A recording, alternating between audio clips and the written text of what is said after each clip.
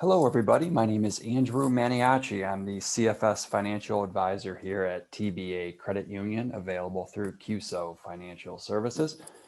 Welcome to today's financial planning session entitled How to Make Your Money Work Harder for You. If you have any questions, stick around at the end and we'll do a Q&A live. If you are watching this recorded on the TBA Credit Union website, please reach out to me at the email or the phone number on the screen. I'm here at TBA 5 days a week, splitting time between my office at the Front Street branch location and my office at the South Airport branch location. So feel free to reach out. I'm happy to help with any of the issues we discussed today or any other investment or retirement plan issues you may have.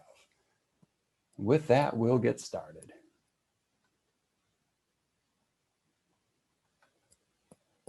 So again, today we're talking about how to make your money work harder for you. The focus of the month has been members of the credit union and individuals with money and certificates of deposit in those CD accounts. I want to state right off the bat here that if this is money that you need for the short term, you need it liquid and available because you've got a bill you're going to pay in the next 24 months, maybe the next 24 to 36 months, or you want to have it available for emergencies, you don't want to tie that money up. A CD is probably the best place for that money. The CDs at TBA Credit Union, principal, you can get out at any time. You are going to have a penalty on your interest if you close the CD early, but you can always get to your principal. The folks I'm talking to today are the folks that have money in CDs that they don't plan on touching for, let's say, at least 3 years. They can allow that money to sit there. They could allow that money to maybe be tied up and maybe not be as fluid, not as liquid as a CD is. Maybe those are people who have 10, 15, 20 years or longer before they're planning on using that money. And they'd like to keep that money, get that money into something that maybe is a little bit more aggressive and that could grow a little bit faster than the normal safe CDs or savings accounts. So again, if you're someone who just wants that money nice and safe and they want it liquid and available where they could walk into the branch at any time and they want it available, let's say in the shorter term, within the next 2 to 3 years, a CD is probably the best place for you. But for those of you who don't need that money anytime soon, we're going to go over some ideas today of what to think about when you're considering putting your money into some type of account that's going to generate a certain interest rate. Maybe it will have some risk. And is that the right thing for you? So these are the types of conversations that I have with members 5 days a week, either members or my current client base. And we're doing some retirement planning or we're doing some income planning. I'll share some of the stories with you here today. Today's agenda, we're going to tackle 4 main topics. The first topic is just the risk of investing in cash only. We're going to talk about that second bullet point, the way to stretch your retirement income through your lifetime. Now, again, this is for people with these savings accounts and specifically IRA savings accounts. So we have a lot of members who have certificates of deposit and savings accounts that are IRAs. So what you'll hear me talk about if you ever talk to me here is the fact that an IRA is, I consider it a long-term investment, especially for our members who are younger than 59 and a half.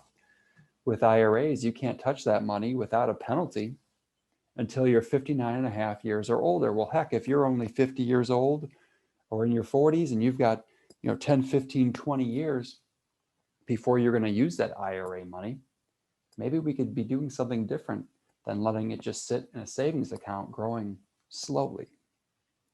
We're going to talk about that bottom bullet point, who can help me sort out my options. That someone is me. I'll go over a little bit about what I do for members here at the credit union. Then we're going to talk about overcoming retirement income challenges and some of the planning processes that we go through with members here. But first things first, we're going to talk about the big one in relation to these CDs, the savings accounts, and that is inflation. And inflation plays a big role when deciding what to do with your money. Inflation is the the percent increase of the costs of goods and services around us. How quickly are prices rising? We look at the consumer price index year over year. What is the cost of bread, the cost of a home, the cost of gas for our car, and food at the grocery store? How quickly are those prices increasing? And over time, that range, average range, is somewhere between that 2 and 3% range, especially if you look back over the last 30 years. It's below 3. And the last 30 years since 1990, we've only had 7 years that inflation was above 3% in a calendar year. So most years you're sticking right between 2 and 3%. But if you look at the chart, if you had $1,000 and you put it into an account that was making 0 interest, inflation, the fact that your $1,000 is making 0 interest, but the cost of the goods and services around you continue to grow, your $1,000 is actually losing purchasing power over time. In fact, even over a 5-year period of time, if inflation is 2 or 3%, you can see here at 2%, your $1,000 will only buy you about $906 worth of goods or services in 5 years. So you've basically lost 10% in purchasing power over that 5-year period. If inflation is at 3% or larger over that 5-year period, you're going to lose even more purchasing power over time. So you can see here, if you've got a 10 or 15 or 20-year time frame, and if long-term inflation is at 3%, and maybe you're 40, 45, 50 years old and you don't plan on touching that money for 15 or 20 years. If inflation is 3%, and if you're not making any interest, and that's a key point here, if you're not making any interest on your savings, in 15, 20 years, you'll only be able to buy $642 or $500 worth of goods, almost cutting the purchasing power of your $1,000 in half over time. Now, what if inflation is 3% and I'm making a 1% return on my money? Well, if inflation is 3% over time and you're only making 1% on that money, which these days, unfortunately, if you've seen interest rates here, we're November 2020 right now, interest rates are quite low, due mainly, of course, to the pandemic. Well, gosh, if I can get 1% interest, that's actually pretty darn good. But if inflation rises to 3%, I'm netting an inflation loss basically of 2%. If inflation is up 3%, well, I'm making 1%. The difference is 2. So I'm losing 2% to inflation still. And again, over time, if I'm not keeping up with inflation, then I'm losing value. So even if I can get 1% return on my savings, that's better than nothing, that's for sure these days. But I'm still losing out to inflation. You need to try to figure out a way to get more return for your money. Again, this probably isn't the case for people looking to spend this money in the next 6 to 12 months, maybe even 24 months, those shorter term investors that I mentioned earlier. Shorter term investors are willing to sacrifice interest for the liquidity and the safety that they're getting with a savings account or a CD. So, if you lose a little bit to inflation over the course of a year, at least the money's safe and it's available. I think the problem that I have and the problem that most of my members and clients that I talk to have are, gosh, I really don't need this money for 10, 15, 20 years until I'm in retirement, or at least for 3 to 5 years, I don't need this money. Is there a way for me to make more interest? And that's where I become involved. What are the other investment options that we can look into to maybe get more interest?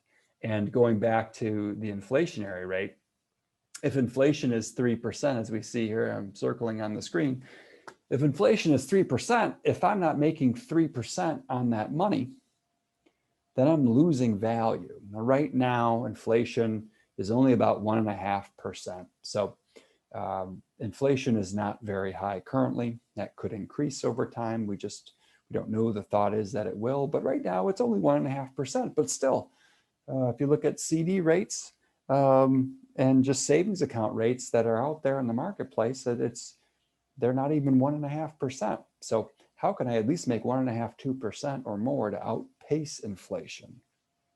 And as a financial advisor, that's what I deal with my clients every day. They want to have a successful retirement plan. Well, gosh, we need to at least at the bare minimum keep up with inflation, but ideally outpace inflation so the purchasing power of our money grows over time. So when you sit down with me and you come in, you've got a CD and you're wondering what to do with it, the first thing I'm going to ask you is, do you need it liquid? Do you need it available? And if so, yeah, the CDs are going to be a good place for you. They're shorter term, the principal's liquid, not a lot of interest, but at least it's safe and it's available for you when you need it. If you sit down and you tell me, gosh, I know for sure I don't need this money for 3 years or longer. I've got sufficient income to pay the bills. I've got a good emergency nest egg. If there's an emergency that comes up, that perhaps a longer term investment could be right for you. We'd have to have that discussion to make sure that that's the case. But why am I asking these questions? Well, gosh, I'd like to get you at least a little bit more interest so you can keep pace or hopefully outpace inflation.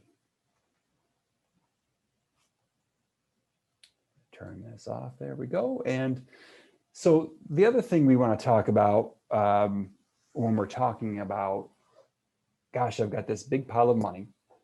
What do I do with it? I just talked about the interest rate that you want to achieve and at least keeping up with inflation. Now, some people have a longer term horizons. They've got 10, 15, 20 years before they're going to spend this money. And so these are the people I'm talking to now that if you've got 5, 10, 15, 20 years, longer term horizons, then perhaps you can afford to take some risk with that money. Again, if you come in and you sit down with me and say, Andrew, I just don't like risk. I do not want to deal with the stock market. Well, we've got safe options for you as well that don't deal with the stock market. Especially if you're thinking maybe it's money you might need in 3 to 5 years, let's say. Maybe we do some shorter term things that are not in the stock market. But if you want longer term growth, at least the potential of growth, because obviously with the stock market, there's certainly no guarantee. But historically, over time, the market does fairly well, and it certainly outpaces inflation, that's for sure. But there's no guarantee that over a 5 or even 10-year period, the stock market's going to be up. We saw during the recession from 1999 to 2009, the market barely breaking even. So there's no guarantee the stock market will make money for you. But if you've got a longer term time horizon as it shows here, then perhaps we can discuss your risk tolerance and maybe get it more exposed to something that's in the stock market to try to help you grow. When I sit down with, I'm gonna go back a second. So when we talk about strategies and navigating the ups and downs of the market, when I deal with a client that's putting together a retirement plan, they've got this money, whether it's in their savings at TBA Credit Union, whether it's in their 401k at work, whether it's in an IRA, and we're trying to put together a plan for retirement. A big part of that is certainly growing that money over time. As we discussed on the previous screen, getting a decent interest rate, hopefully to at least keep pace, if not outpace inflation. But the other thing we need to consider is after the accumulation phase, after growing that money, there's often a distribution phase. So the accumulation phase, it makes sense in our heads. We need a certain interest rate. We put away a certain amount of money per month or per year and get a certain interest rate. It's going to grow to X amount if we get those exact rates over 10, 20, 30 years. But the part of the planning process that most people skip over, or at least they wait too long to actually think about, is the distribution phase. Gosh, I've saved up all this money. I want to stop working. I'd like to retire. How much am I going to need to take out every year? So the next screen is going to show us a chart, and I'm not a really big fan of the actual numbers they use in this chart, but I think the illustration serves a purpose. So the numbers they use in this chart are extreme, taking out $25,000 to $40,000 a year in withdrawals from your savings. And what they're assuming is that you retire, let's pretend you retire in 2020, and they're assuming that you retire at the beginning of the recession and using the recession numbers. So you retire on January 1st, 2020, and it just so happens to be the beginning of another recession, and you're taking out $40,000, maybe as low as $25,000 per year. Well, the accounts sink rather quickly. This is an extreme case, and again, that's why I don't really care for this chart, but it does prove a point. What if you were to retire we look back in 2007 at the beginning of the recession. If you were to retire at that date, the market's sliding, and you start taking out $40,000 or $30,000 a year, and the market is going down. And this is for a portfolio, by the way. They're assuming you have a portfolio that's a 50-50 stock to bond mix. The market falls and your account value falls rather quickly, where you're running out of money literally in 3.5 to 5.5 years. So again, it's an extreme case, which I really don't care for. But again, it proves the point that we need to do some planning. What if you do retire in the worst case scenario? Do you have enough income to pay the bills? And are you withdrawing money too quickly? How much money are you going to have to withdraw from this year over year? What if inflation is super high? I'm only planning on taking $25,000 out per year. That's my plan.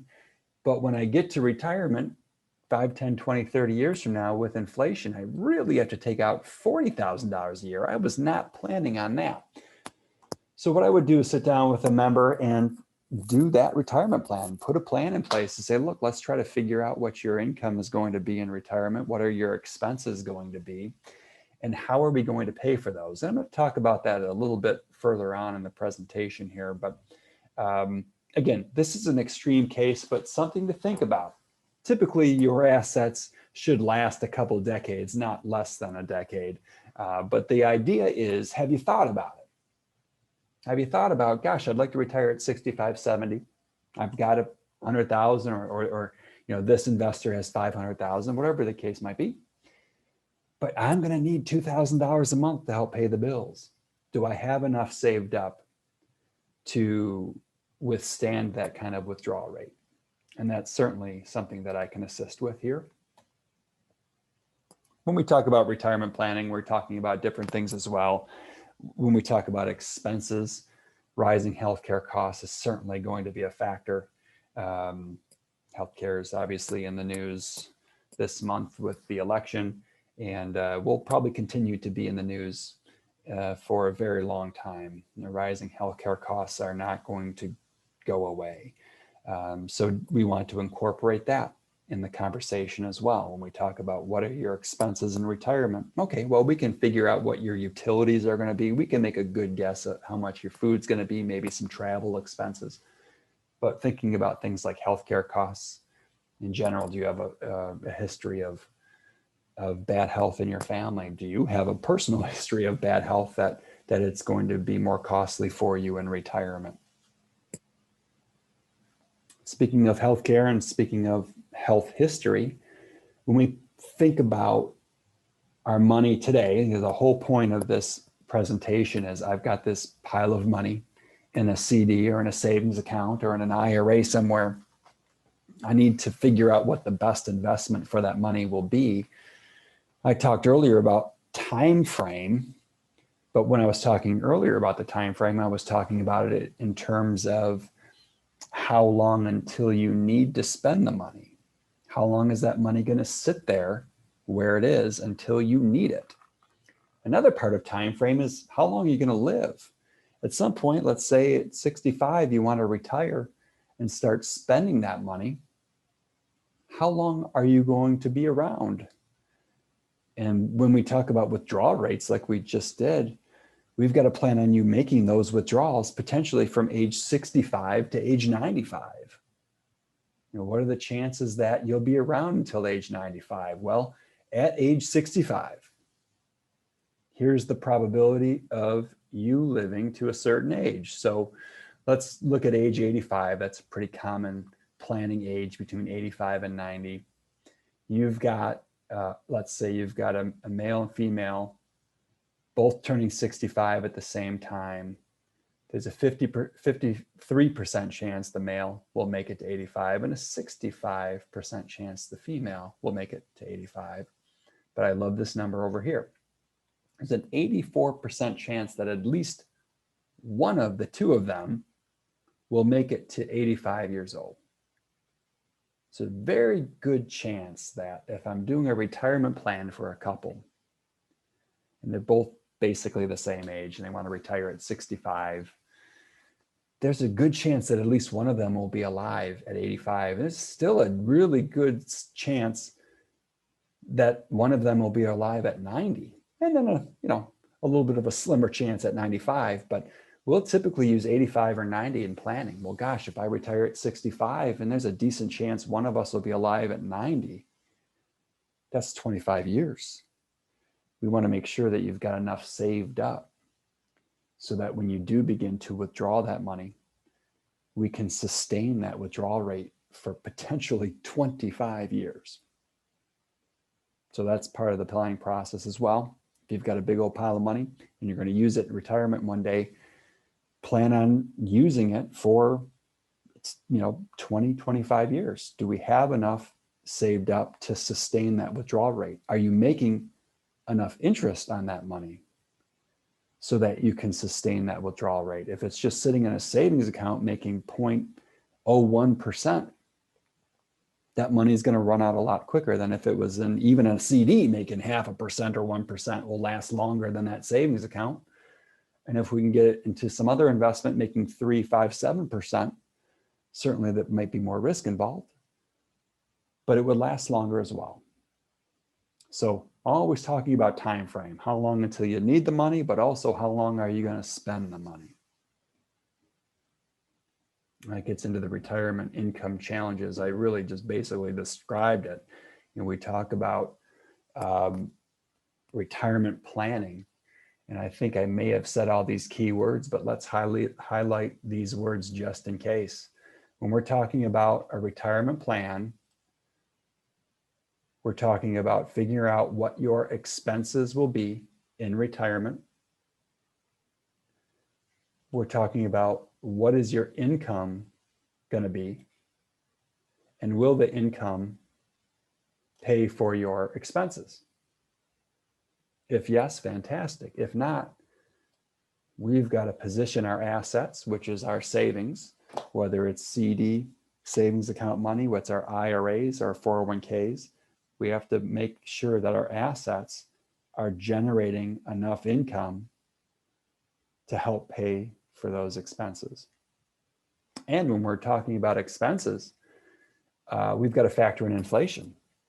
So when we sit down and do a retirement plan and you figure out, gosh, our monthly expenses will be about $3,000 in today's dollars. Well, if they're only 50 years old, $3,000 in today's dollars could be $3,500, $3,700, $4,000 and beyond in retirement as inflation takes over. So even though it's only $3,000 in today's dollars, that's going to continue to grow. We want to make sure your assets are growing to keep up with inflation as well, so they can help pay for your expenses in retirement.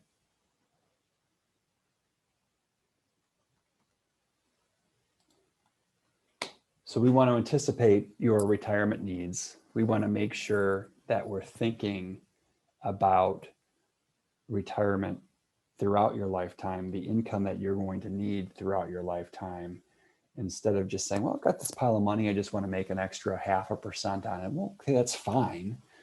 At least you're making more money out of it. But really, what are you going to be doing with this money in your lifetime? Are you going to need it for income? Are you going to need it for short-term emergencies? Are you going to need to pay for healthcare with it? Let's try to think about that And then we can decide, gosh, is that extra 0.5% you're going to get in interest enough? If it is, great. If it's not, we need to take a little bit more risk with it, or at least lock it away maybe for a little bit longer and try to get a better return on your investment. And we talked about expenses already and retirement income. But what we didn't talk about on the previous screen is identifying the gaps. So again, we've got the gaps down here. So we need to identify the potential gaps between your income and your expenses. And we're going to fill that gap with your investments. So what do I mean by gap? Well, what if your expenses in retirement are $3,000 a month? So every month you've got expenses of $3,000, but your income in retirement is only $2,500. Well, your income does not meet your expenses. You are $500 short. So $500 a month that we'll have to pull from your savings to help pay for your expenses. $500 a month, that's $6,000 a year. That's $60,000 over 10 years. That's $120,000 over 20 years. And that's before inflation. So do you have enough saved up to pay for that gap between your income and your expenses? So that's my job here at the credit union. You've got this pile of money, you're going to need it in retirement. Are we doing the right thing with it? Once we identify the gap, we'll have an easier time determining what the right investment is for you. So we see this big old arrow on the left here. Higher possible returns may increase risk. So as we go up this list, the risk gets higher. But as we go up this list, your potential return gets higher as well. So let's talk about the gap that we talked about in the previous screen. We said, look, I don't need, my income and my expenses are very close. In fact, my income in retirement might be more than my expenses. Let's say I have a pension and I have Social Security and my spouse has pension and Social Security. Our income is way more than our expenses. Then you probably fall right here.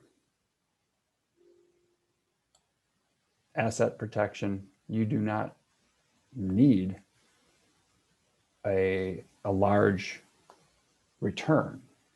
You have enough income to pay your bills. You really need to protect your assets to make sure that there's an emergency. It's there for you when you need it. You don't need to risk it in the stock market at all. You have enough income. In fact, I've got a lot of situations with clients that they're bringing in way more income than their expenses. They're just adding and adding and adding to their savings accounts or their CDs or money markets or whatever. You can see the asset protection ideas over here next to the arrow on the right-hand side. You just want something that's safe. You don't need to take any stock market risk. So people that have very little gap or no gap, they don't need a very large income stream from their retirement savings. Maybe they don't need any income stream from their retirement savings. Asset protection is the way to go. Keep it safe. Don't need to risk it at all. Yeah, maybe you're not keeping up with inflation, but you've got more than enough income to pay the bills. Other people maybe have a much larger gap where they need to take out $1,000 or $2,000 a month from their savings because their income is very low compared to their expenses. These are people that probably, frankly, should continue working part-time, at least part-time in retirement, so they didn't have to take out too much out of their retirement savings.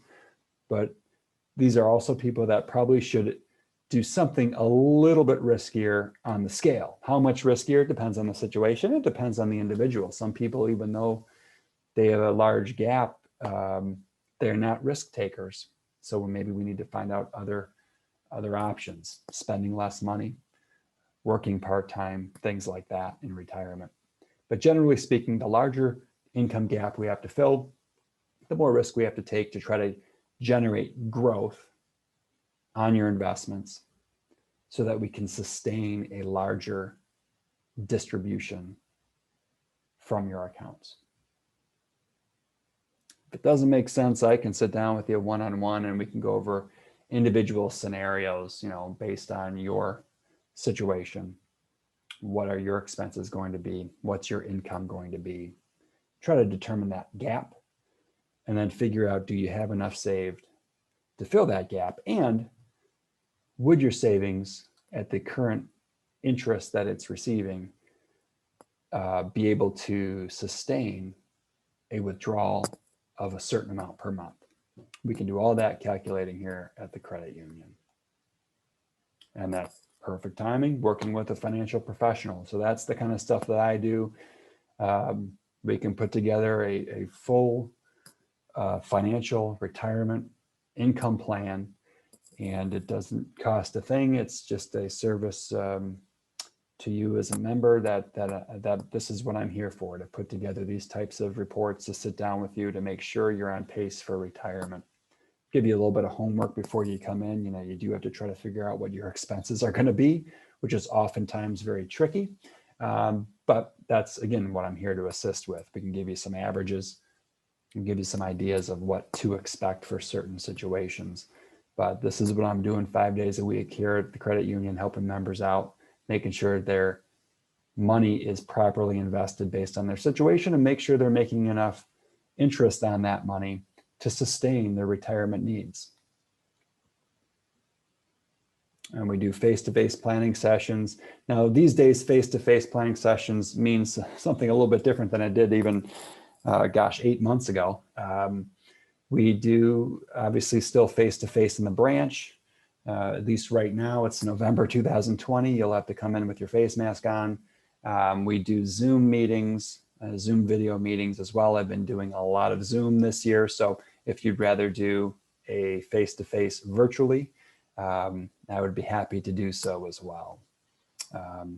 But then on an ongoing basis, dealing with a financial professional like myself, once we have that initial plan in place, we can meet on an annual basis and talk about any changes in your work or professional life that not only will take place in the next 12 months, but in the previous 12 months, maybe since we last met, and update your retirement plan along the way and make sure it's current and make sure we're on track for your retirement goals.